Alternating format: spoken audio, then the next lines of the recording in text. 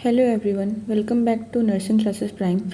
In this video, we will discuss about the previous year UPSC NET question of biology. The first question is match column 1 and column 2 and select the correct options from the course given below.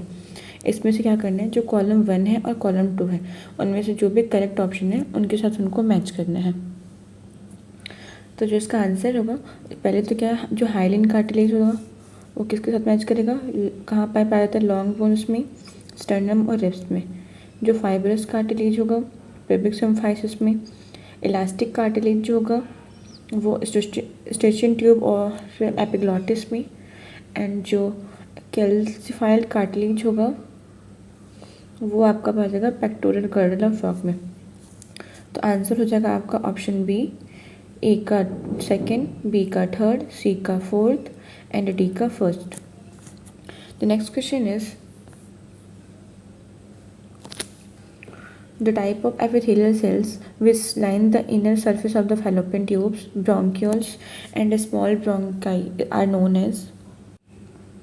किस type का epithelial cells जो होता है जो fallopian tube के inner surface को, bronchioles and small bronchi को cover करता है.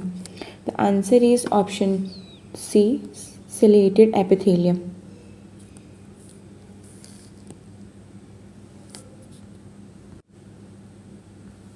Answer is option C, ciliated epithelium. The next question is the wall of the heart is thick due to. जो हार्ट की वॉल होती है वो थिक किसकी वजह से होती है? The answer is option C, myocardium. Next question is the strongest cartilage is. Strongest cartilage कौन सा होता है? The answer is option C, fibrous cartilage. जो fibrous cartilage होता है वो सबसे strongest cartilage होता है. Question number 5 is nasal granules are found in the cytons of nerve cells. These have affinity for basic dye. The granules are made up of. जो nasal granules होता है जो साइटोन ऑफ नर्व सेल्स में पाया जाता है उनमें बेसिक डाई की एफिनिटी होती है. ये ग्रेन्यूल्स जो होते हैं वो किस चीज़ का बना होता है? The answer is option D, RNA. वो किस चीज़ का बना होता है? आरएनए मॉलिक्यूल्स का बना होता है. Question number 6 is the inability to absorb digested nutrients may be due to damage of which type of epithelium. जो डाइजेस्टेड न्यूट्रिएंट एब्जॉर्ब होता है उसकी इनएबिलिटी हो जाती है, मतलब वो जो भी डाइजेस्टेड न्यूट्रिएंट्स हैं वो एब्जॉर्ब नहीं हो पाते हैं. किसकी डैमेज की वजह से? किस टाइप ऑफ एपिथेलियन सेल्स जब डैमेज हो जाता है तो जितनी भी डाइजेस्टेड न्यूट्रिएंट्स हैं वो एब्जॉर्ब नहीं हो पाते हैं. The answer is option D, simple cuboidal. जब सिंपल क्यूबॉइडल एपिथेलियल सेल्स है अगर इसमें डैमेज हो जाएगा तो जितने भी डाइजेस्टेड न्यूट्रिएंट्स हैं वो एब्जॉर्ब नहीं हो पाएंगे. The next question is the presence of basement membrane is typical of most. जो बेसमेंट मेम्ब्रेन होता है वो मोस्टली किस चीज़ का होता है? The answer is option E, epithelial tissue. किस चीज़ का होता है बेसमेंट मेम्ब्रेन? एपिथेलियल टिश्यू का. Question number 8 the most appropriate definition of neuroglial cells are that the type. जो मोस्ट एप्रोप्रिएट डेफिनेशन है न्यूरोग्लियल सेल्स का वो क्या है? The answer is option A, non sensory supporting cells. 9 question is covering around bone is called. जो bone की covering होती है उसको क्या कहते हैं? The answer is option B, periosteum. The next question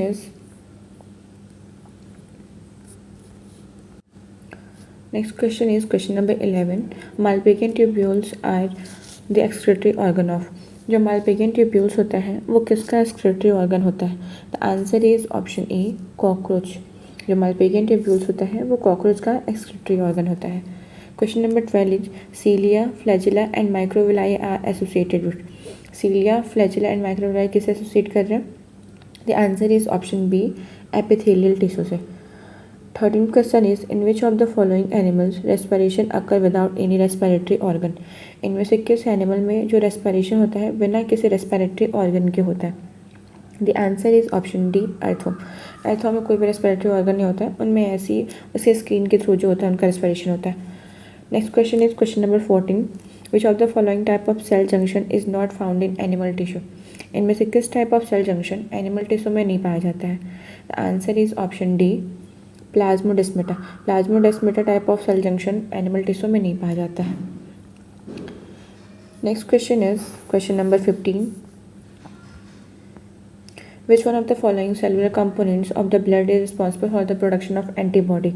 इनमें से किस टाइप ऑफ सेलुलर कंपोनेंट जो होता है हमारे ब्लड का वो एंटीबॉडी के प्रोडक्शन के लिए रिस्पॉन्सिबल होता है?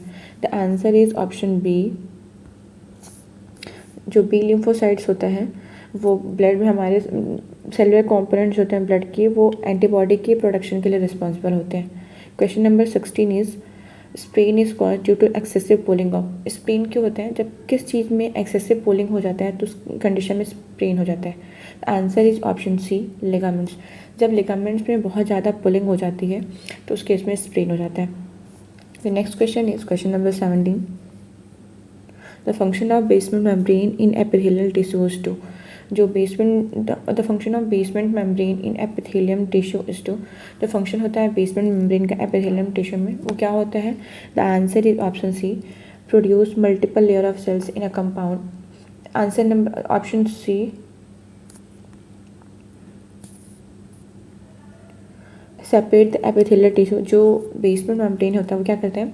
एपिथेलियल टिश्यू को अंडरलाइन जो भी कनेक्टिव टिश्यू होता है उसे सेपरेट करने में हेल्प करता है। Next question is question number 18।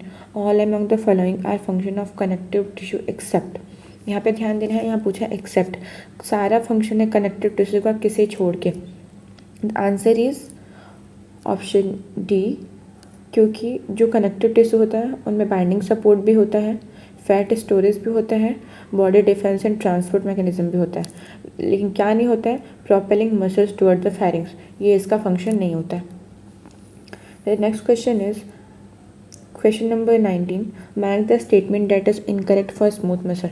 इनमें से कौन सा स्मूथ मसल के लिए इनकरेक्ट स्टेटमेंट है उसको मार्क करना है, जो गलत है उसको मार्क करना है।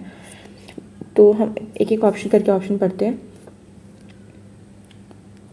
ए जो है, smooth muscle form the muscular components of the visceral organ such as blood vessels urinary ciliary body, ये तो सही है। सेकेंड है, smooth muscle cell do not have the troponin tropomyosin mechanism of controlling contraction, ये भी option आपका सही है। Irritability so by all smooth muscle except ciliary muscles, ये गलत है। तो आपका जो आंसर हो जाएगा ऑप्शन सी। आपका ऑप्शन सी जो है वो करेक्ट आंसर है, क्योंकि इसमें इनकरेक्ट बताना है ना, तो इसलिए आपका ये आंसर सही होगा। अब नेक्स्ट क्वेश्चन पे आते हैं, question number 20। The avascular nature of cartilage is responsible for its. जो एवेस्कुलर नेचर होता है कार्टिलेज का वो किसकी वजह से होता है? The answer is option B, slow repair. उनमें स्लो रिपेयर होता है, इसलिए जो ए नेचर होता है कार्टिलेज का। Question number 21 is what is the common among silverfish, scorpion, crab and honey bee. जो हनी बी होती है, क्रैब होता है, स्कॉर्पियन होता है और सिल्वरफिश होता है, उनमें क्या कॉमन होता है? The answer is option C, joint leg. इन चारों में ही जॉइंट लेग पाया जाता है, इन चारों में कॉमन चीज़ ये देखने को मिलता है। Next question is which of the following cell organelles remains enveloped by a single unit membrane. इनमें से कौन सा सेल ऑर्गेनल्स है जो सिंगल यूनिट मेम्ब्रेन से एनवेलप्ड होता है? The answer is option B, lysosome. Lysosome जो होता है वो सिंगल यूनिट मेम्ब्रेन से एनवेलप्ड होता है। Next question is which of this plastid store protein. इनमें से कौन सा प्लास्टिड है जो प्रोटीन को स्टोर करता है? The answer is option C, aleuroplast. Aleuroplast में क्या होता है? प्रोटीन स्टोर होता है। Next question is which of this organelles possess single cellular DNA molecules. इनमें से किस ऑर्गेनल के पास सिंगल सेलुलर डीएनए मॉलिक्यूल्स होते हैं? The answer is option D, mitochondria. Mitochondria के पास क्या होता है? सिंगल सेलुलर डीएनए मॉलिक्यूल्स होते हैं। Next question is identify the label part. इसमें जो पार्ट आपको दिखाया गया है इसको हमें लेबल करना है कि कौन सा पार्ट है ये। तो ये है आपका सेंट्रोमियर, ये पोर्शन जो है आपका ये है सेंट्रोमियर।